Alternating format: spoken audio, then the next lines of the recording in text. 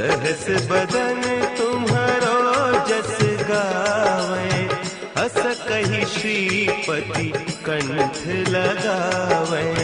सनकादिक ब्रह्मादि मुनीसा, नारद सारद सहित अहिसा।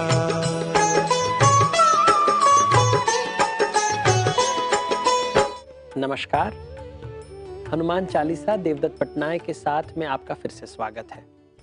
कुछ दिनों से हम हनुमान चालीसा के हर चौपाई के ऊपर ध्यान दे रहे हैं, हर शब्द का अर्थ समझ रहे हैं, ताकि सरलता पूर्वक हमें भगवान का दर्शन हो सके, ताकि हनुमान जी हमारे मन में प्रकट हो, हमें स्ट्रेंथ दे, बल दे, बुद्धि दे, विद्या दे, जिससे हम हमारे संकट का मोचन कर सके।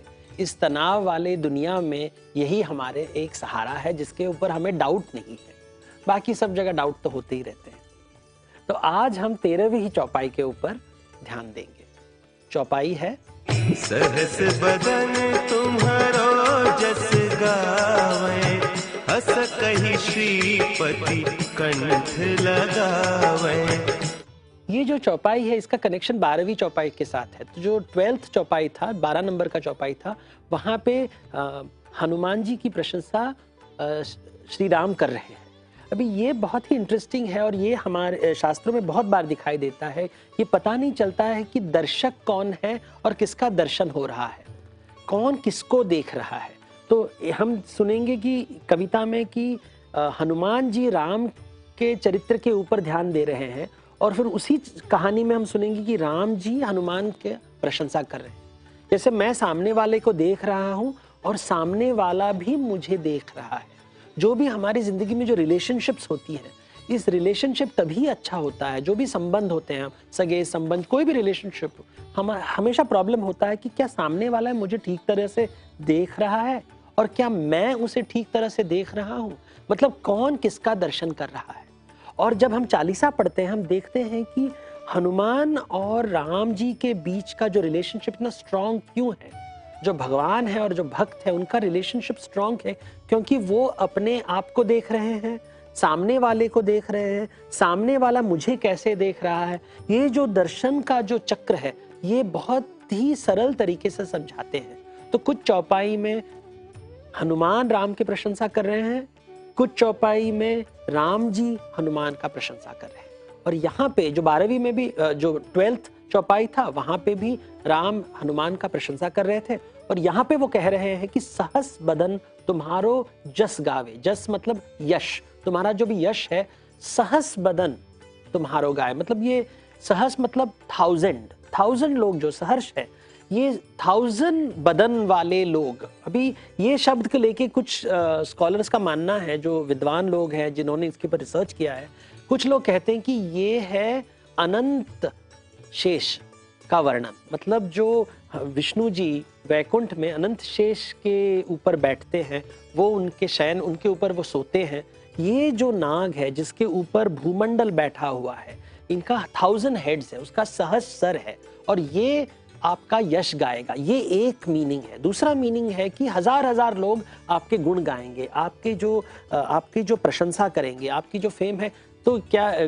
तो ये दो अलग मीनिंग मिलते हैं, और ये अवधि में लिखी गई है, पुरानी हिंदी है, तो अलग अलग स्कूल में अलग अलग मीनिंग है। लेकिन ये दोनों से पता चलता है कि राम जी कह रहे हैं कि तुम्हारी प्रशंसा सारी दुनिया करे, ये मेरी इच्छा है। और ऐसे कह के श्रीपति कंठ लगाते, मतलब गले लगाते हैं। कंठ लगाना, गले लगाना। आज भी हम 500 साल पहले हनुमान चालीसा लिखी गई थी, लेकिन ये गले लगाना तभी भी प्रेम का एक चिन्ह था, एक रिचुअल था कि हम किसी को गले लगाते, कंठ लगाते। और कौन लगा रहे हैं? ये भगवान लगा रहे हैं। और यहाँ पे शब्द है श्रीपति। तो राम जी को श्रीपति कहा गया है। श्री कौन है? श्री का मतलब है लक्ष्मी। रामायण में लक्ष्मी सीता का रूप लेती है, तो वो श्री है। तो श्रीपति मतलब विष्णु जी। तो विष्णु को लक्ष्मी वल्लभ कहा गया है, श्री वल्लभ कहा गया है, सीता वल्लभ कहा गया है। तो श्री के जो पति है, इससे उनका अस्तित्व बनता है। अभी देखिए, इतना इंपॉर्टेंस दिया गया है पत्नी को कि लक्ष्मी के माध्यम से या श्री के माध्यम से या सिया के माध्यम से हम भगवान का एक वर्णन होता है कि विष्णु इज लक्ष्मी के पति, राम सीता के पति है। तो ऐसे हमने कहा कि वो श्रीपति है, और श्रीपति का अर्थ विष्णु भी है। तो इससे हम उनको बता रहे हैं कि केवल राम जो अवतार का रूप है उसे ही ना देखें, उनका जो अलौकिक रूप है, जो विष्णु का रूप है, जो नारायण का रूप है, जो वो भी हनुमान को प्रेज कर रहे हैं। तो केवल जो भूलोक में जो अवतार का रूप है वो भी प्रेज कर रहे हैं, विष्णु जो वैकुंठ में बैठे हैं वो भी उनकी प्रशंसा कर रहे हैं। अभी ये केवल 2 लाइन में वो वैकुंठ का भी वर्णन हो रहा है, क्योंकि सहस बदन मतलब अनंत शेष नाग, जिसके ऊपर विष्णु विराजमान है।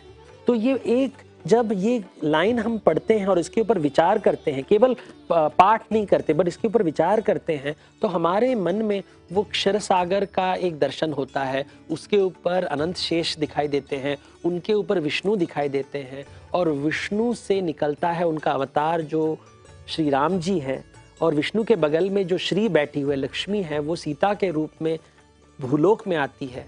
और राम जी कह रहे हैं हनुमान को कि पूरी दुनिया, वैकुंठ से लेके सब जगह के जितने भी लोग हैं, 1000 लोग हैं जो दुनिया में, वो आपकी प्रशंसा करेंगे। तो भगवान भी उनकी प्रशंसा कर रहे हैं और हम भी उनकी प्रशंसा कर रहे हैं। ये प्रशंसा करना is a very important part. ये हमारे परंपरा में बहुत ही इंपॉर्टेंट है कि लोगों का गुणगान करना। यहाँ पे भगवान भक्त के यश के बारे में बात कर रहे हैं, केवल भक्त भगवान के बारे में नहीं बात कर रहे हैं, यहाँ भगवान भक्त के बारे में बात कर रहे हैं। क्योंकि हमें ये कि दोनों तरफ से प्रशंसा है कि हम आपकी प्रशंसा कर रहे हैं, हम आपका दर्शन करें, आपके जितने अच्छे गुण हैं उसको नोटिस करें, आपके जितने कार्य हैं। आप पूछिए ना, आप लास्ट टाइम अपने फैमिली में किसकी प्रशंसा किए हैं, हम किसको गले लगाए हैं? यहाँ पे हनुमान जी को राम जी हमेशा गले लगा रहे हैं, उनकी प्रशंसा कर रहे हैं, क्योंकि उन्होंने अच्छी सेवा की है। आप ये विचार कीजिए कि आपके चारों तरफ कितने लोग हैं, उन्होंने आपकी सेवा की, आपके हेल्प किया है, आपकी मदद की है, आपने कभी उनकी प्रशंसा की, उन्हें राम जी के उनके गले लगा लिए हैं?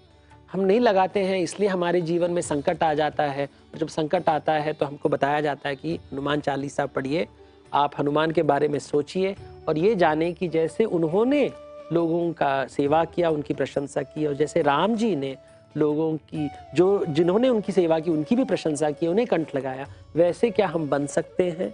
ये विचार हमारे अंदर जब हनुमान चालीसा पढ़ते हैं आते हैं। सहस बदन तुम्हारो जस गावे, हस कहि श्रीपति कंठ लगावे। ये था हनुमान चालीसा में 13वीं चौपाई का अर्थ। अगले चौपाई का अर्थ जानने के लिए हम फिर मिलेंगे अगले एपिसोड में। हनुमान चालीसा का केवल पाठ करते हैं तो वो है कर्मयोग, भाव के साथ अगर पाठ करें तो उसे कहते हैं भक्ति योग, समझकर भाव के साथ पाठ करना इसे कहते हैं ज्ञान योग। ये कोशिश है हमारी कि ज्ञान योग के माध्यम से हनुमान चालीसा देवदत्त के साथ प्रस्तुत करने की। नमस्कार।